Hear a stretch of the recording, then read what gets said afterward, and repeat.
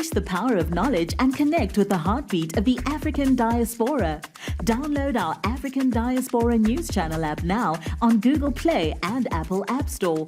Stay informed with authentic and diverse perspectives, breaking news, and cultural insights. Immerse yourself in a community that celebrates unity, resilience, and progress. Experience the vibrancy of the diaspora at your fingertips. Don't miss out. Empower your perspective today. Search African Diaspora News Channel and join the conversation.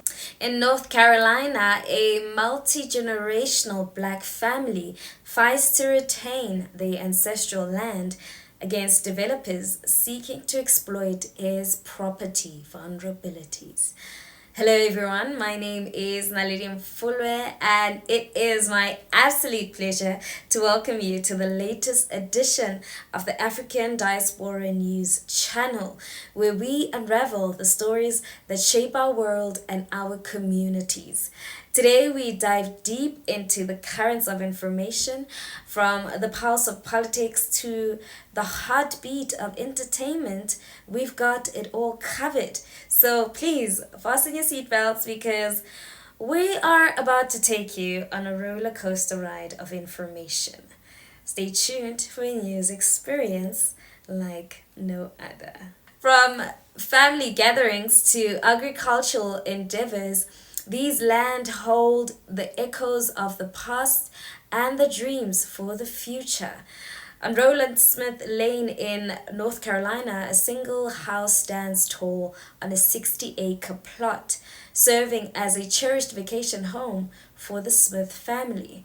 However, this haven is actually under constant threat as developers armed with weekly letters and texts attempt to buy out the land. Now, Evelyn Booker, who is actually an heir to the property, stands determined against selling the property. Now, the Smith struggle is actually part of a broader historical context where Black Americans who once owned 16 million acres by 1910 actually lost 90% of that land due to systematic rejection, violence, and economic hardships. Now, legal complexities around heirs' property passed down informally actually create the vulnerabilities which are exploited by developers. Now, what most people actually don't know is that these developers actually capitalize on the unclear ownership in heirs' property, where each heir holds an equal stake. And of course, as generation pass, the numbers of heirs grows, which kind of makes it challenging to prove ownership. Now, the lack of clear titles now then allows the hunters to purchase fractions, which forces other owners into court battles, which ultimately leads to the sale of the entire land for a hefty profit.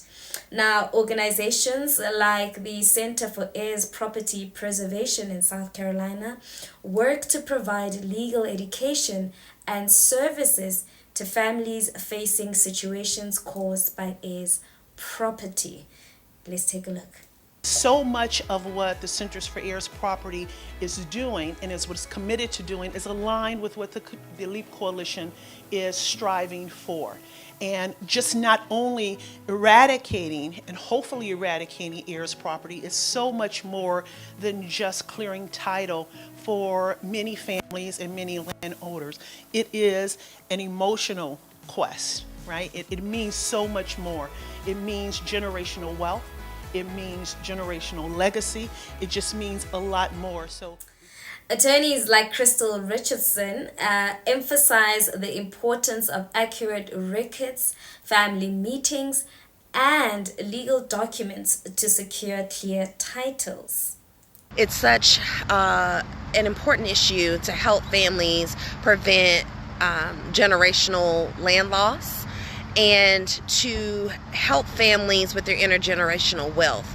And that is so important to me, that I am up, ready to explore the land, ready to meet with my clients and help them develop strategies and plans to keep that land in their family for future generations and help them resolve any issues that they are currently experiencing. Families such as the Robbins family have actually faced lengthy processes to get clear titles. However, success stories emerge as families strive to maintain their connection to the land and preserve it for future generations to come.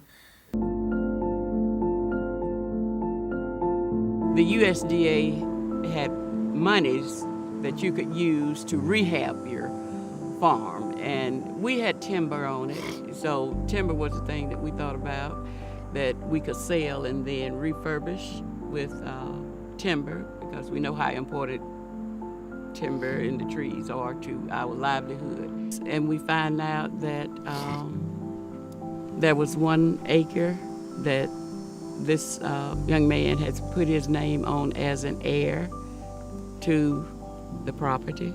So I don't understand how someone can come in and go to the tax assessor's office and put their name on somebody's property, but he went in and he was able to do it. So it has caused problems for families, you know, such as ours, that we can't do what we want to with the property that we own. I have 3 grandkids. He has 3 grandkids. She has 3 grandchildren, and we want it there for them, you know. So it's keeping us from moving forward with what we plan to do for our future generations. Now, as heirs continue to fight their lands and the battle against heirs property exploitation raises awareness of the need for legal clarity and family unity, the Smith family, among others, remain steadfast in their commitment to preserve their heritage against the invasion of predatory developers. Now, in reclaiming their lands, what they're actually doing, they are creating and preserving their Black heritage. They're also creating pathways to true generational wealth. As this trend gains momentum and it marks a pivotal moment in the fight against predatory practices, offering hope for a future where land ownership becomes a cornerstone of economic empowerment.